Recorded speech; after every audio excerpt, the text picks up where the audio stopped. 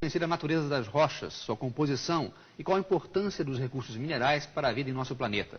Saiba mais sobre esse assunto em nosso próximo vídeo.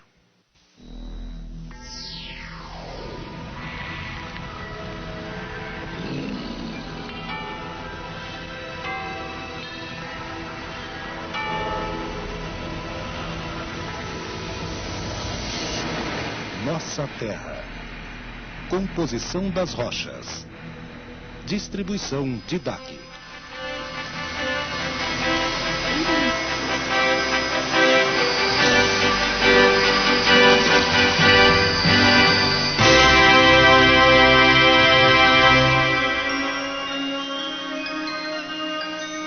Todas estas joias lindas e caras são minerais ou vieram de minerais.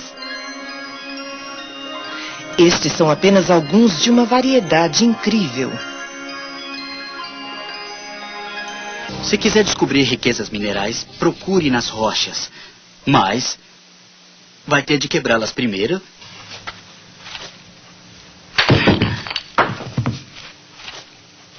E dar uma olhada no que há lá dentro. Então você pode fazer um polimento, porque é isso que faz aparecerem as cores. Ou pode cortá-las em pequenas fatias e dar uma olhada bem de perto. Se fizer isso, verá que as rochas são muito complexas.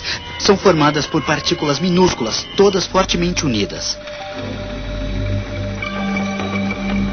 Estas pequenas partículas coloridas são cristais de minerais, pedaços puros do material que forma o planeta Terra.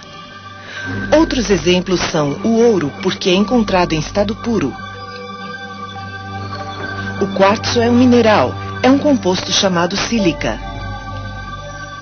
O diamante é um mineral, é carbono puro. Um mineral é um sólido natural de composição química uniforme, e é isso que torna alguns minerais tão bonitos. Todos eles formam cristais. Um cristal é uma supermolécula. Seus átomos são dispostos num padrão geométrico, o que o torna muito mais forte que um aglomerado qualquer. Este é o diamante, a substância mais dura conhecida. Os átomos de carbono ligam-se uns aos outros num padrão ordenado. Um cristal cresce quando átomos livres têm tempo para se reunir em perfeita ordem. Ajuda se estiverem livres para se mover, ou seja, se a substância for um líquido, ou estiver dissolvida no líquido. A água, por exemplo, ao se solidificar, pode construir um cristal. Infelizmente, um cristal perfeito só cresce em condições perfeitas. Porém, na maioria das rochas, os minérios disputam espaço com outros minérios, então seus cristais ficam aglomerados e muitas vezes são tão pequenos que não podem ser vistos a olho nu. Há milhares de minerais. Vou lhe mostrar exemplos dos 4 grupos mais comuns de minerais. Este é um material máfico. Isto é mica. Isto é feldspato. E isto é quartzo. Bem, o tamanho dos cristais não importa, porque isso acontece ao acaso. O importante é que estes 4 minerais misturados compõem 90% das rochas encontradas na crosta terrestre. Por quê? Porque eles contêm os 2 elementos mais abundantes na crosta da Terra: oxigênio e silício. O que são oxigênio e silício? Oxigênio unido ao hidrogênio torna-se água. O oxigênio na atmosfera é um gás. E o silício? O silício é um elemento claro em flocos chamado de metalóide. É usado em chips de computador. Mas apesar de estar por toda parte, nunca é encontrado puro assim. Precisa ser extraído. Como ele foi oxidado há muito tempo, o resultado é minerais de silicato em todas as direções. Esta é uma estrutura molecular. Um átomo de silício ligado a 4 átomos de oxigênio. Esta unidade pode se unir de várias formas, como uma cadeia.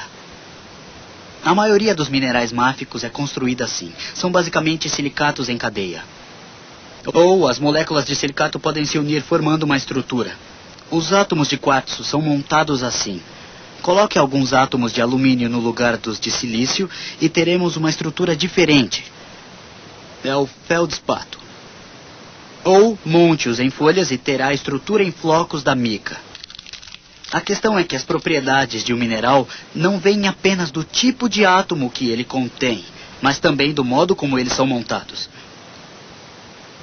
O diamante e a grafite talvez sejam o exemplo mais conhecido, porque os dois são compostos de átomos de carbono. Mas você nem imaginaria isso, porque suas propriedades são bem diferentes.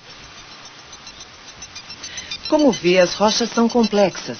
Seus minerais têm várias composições químicas e estruturas. Mas como boa parte do planeta é feita de apenas 4 versões de silicato, a maioria das rochas pode ser facilmente identificada, e elas têm uma história em comum. É assim que todas as rochas começam. Saem do magma. A rocha líquida abaixo da crosta terrestre. Elas começam quentes e derretidas. Isto é lava endurecida. Rochas resfriadas como estas são chamadas de rochas ígneas, que vem do latim e quer dizer que nasceram do fogo. Aqui a rocha veio de um vulcão, porém muitas rochas ígneas não vieram. Muitas resfriaram e solidificaram no fundo da Terra há milhões de anos. Agora, finalmente, elas emergiram à superfície, talvez erguidas pela grande pressão, talvez descobertas pela erosão ou ambas. São chamadas de intrusivas plutônicas, numa referência à sua origem lá embaixo. Às vezes o magma, empurrado para cima, força para dentro de rachaduras na rocha sólida existente, formando rochas intrusivas. Aqui é óbvio que a rocha escura estava líquida, enquanto a rocha clara estava sólida. Alguns pedaços até racharam com a pressão e penetraram no magma escuro. As rochas ígneas são feitas de cristais entrelaçados, o que é fácil de perceber no microscópio. Ao esfriar, o mineral com a temperatura de fusão mais alta formou os primeiros cristais, que cresceram até o mineral seguinte se cristalizar à sua volta e assim por diante. Isso quer dizer que eles são fortemente unidos, por isso as rochas ígneas costumam ser muito duras. Quando a rocha em forma de lava sai direto do vulcão, ela se esfria bem rápido. Então os cristais não têm muito tempo para se formar. Este é um pedaço de andesito, viu? Grãos pequenos, cristais muito pequenos. E isto, por outro lado, é um pedaço de diorito. E embora estes dois sejam feitos exatamente dos mesmos minerais, os cristais deste aqui são muito maiores. Isso porque o diorito esfriou muito mais lentamente lá no fundo da Terra. Este é vulcânico, mas este é plutônico. Às vezes é possível obter cristais muito grandes. Isso aqui vem do resfriamento muito lento. Ou também pode vir da água que havia no magma. Este aqui se chama pegmatito, viu? Cristais muito grandes. Quando os minerais com ponto de fusão mais alto cristalizam, eles empurram a água para fora e finalmente o material derretido restante torna-se muito rico em água. Isso ajuda os últimos cristais a ficarem grandes. Este processo de separação, causado pelo resfriamento lento, pode também concentrar